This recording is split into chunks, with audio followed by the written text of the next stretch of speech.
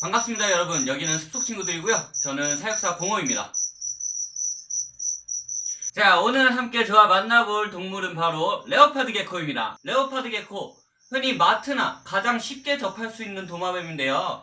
인터넷에서도 웃는 도마뱀, 그리고 애교, 그리고 참 이쁜 도마뱀으로 많이 알려져 있는 아이인데요. 이 친구 오늘 함께 저와 만나볼 건데요. 이 친구들 한국말로는 표범 도마뱀 부치라고 하고요. 우리들은 흔히 줄여서 레게라고 합니다. 이 친구들 우리 생김새를 한번 볼까요? 자, 레오파드라는 이름답게 꼬리에 표범 무늬가 있는 아이들도 있고요. 자, 이쪽에 오면은 이렇게 전신이 표범 무늬인 아이들도 있습니다. 이제부터는 사육 환경에 대해서 설명을 드릴 건데 의식주 순으로 설명을 드리는 것이 가장 간편하겠죠? 첫 번째, 우리는 옷을 입지만 얘는 옷을 안 입고 다녀요. 그래서 의에 해당하는 물에 대해서 설명을 해줄게요.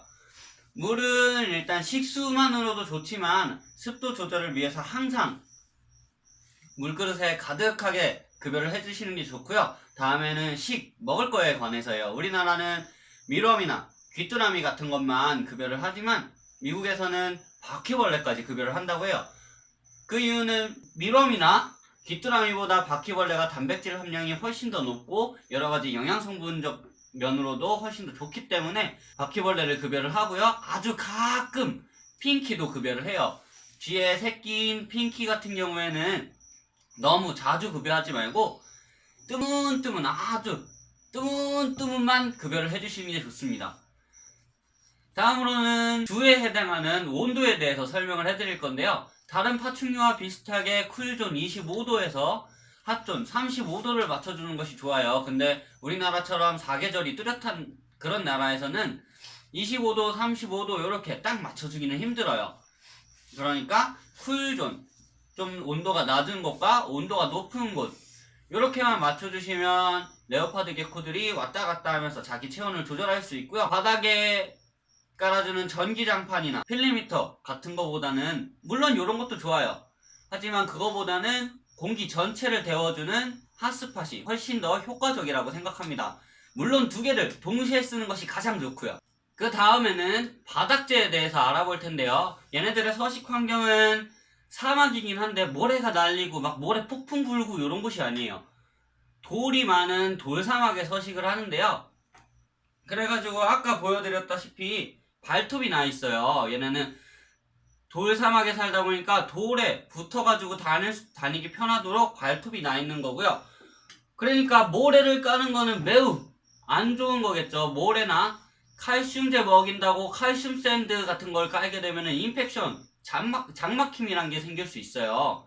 특히 칼슘 샌드는 고양이 모래처럼 수분을 다 빨아들이기 때문에 체내로 들어가게 되면은 딱딱하게 뭉쳐요. 그러면 위에서 뭉치고 더 이상 소화가 되지 않고 내려가지 못해서 쌀 걸 못 사고 죽게 되는 경우까지 옵니다. 저는 집에서 키울 때는 가장 좋은 게 신문지, 애견 패드, 키친타월, 부직포 이렇게 간단히 우리 주변에서 흔히 볼 수 있는 걸로 깔아주는 게 가장 좋다고 생각하고요. 돈이 많다면은 바크를 깔아주시는 것도 나쁘지 않아요. 바크를 깔아도 얘네들이 알갱이가 크기 때문에, 바크라는 거는 나무 껍질 같은 걸 말하거든요. 알갱이가 크기 때문에 얘네들이 먹고 인펙션에 걸릴 위험이 현저하게 줄어듭니다. 바닥재를 잘못 선택해서 키우는 소중한 레오파드 게코들이 죽지 않도록 바닥재를 잘 선택해 주시고요. 그 다음에는 우리 습식 은신처를 알아볼 건데요. 어릴수록 질석 입자가 고운 질석 가루를 사용해 주시고요. 크면 클수록 물을 잘 머금을 수 있는 큰 질석을 사용해 주시면 됩니다. 저희 같은 경우에는 여기 보시면은 에코스아 질석을 사용해 가지고 수분을 많이 머금을 수 있도록 만들어 줬고요.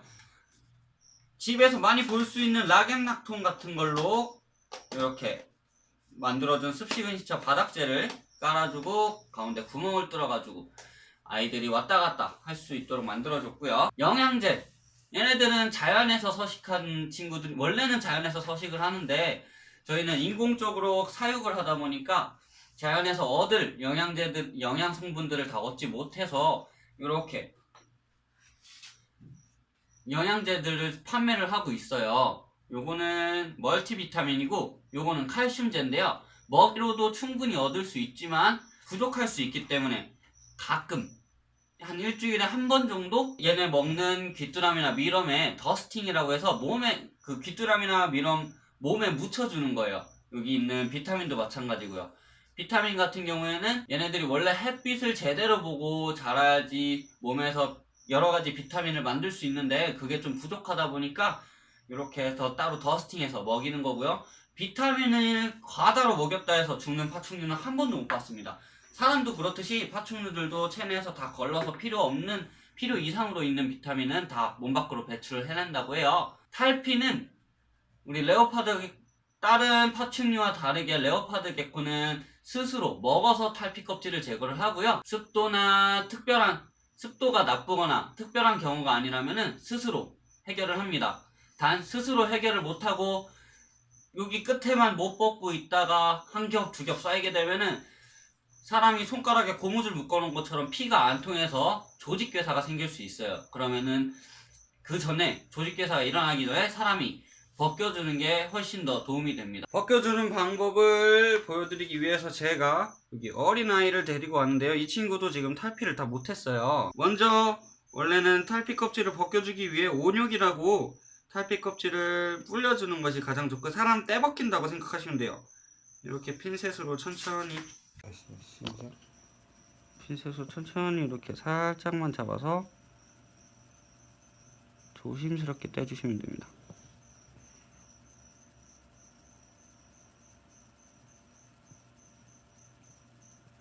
어린 친구들은 여기에 발가락이 작아서 좀 더 힘들 수가 있어요. 특히 얼굴이나 이런 데 있는 거는 접혀라.